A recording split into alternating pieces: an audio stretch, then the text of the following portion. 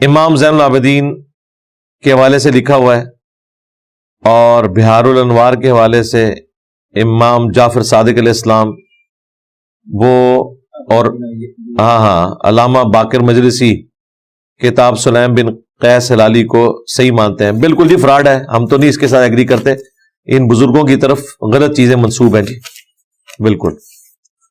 علامہ خوئی جو ہیں ان کا موقف بھی درست ہے شیعہ کے،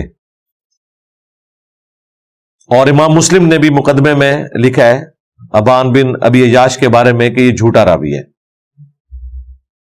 کیا طلاق کے بعد عورت کے لیے حلالہ کرنا ضروری ہے؟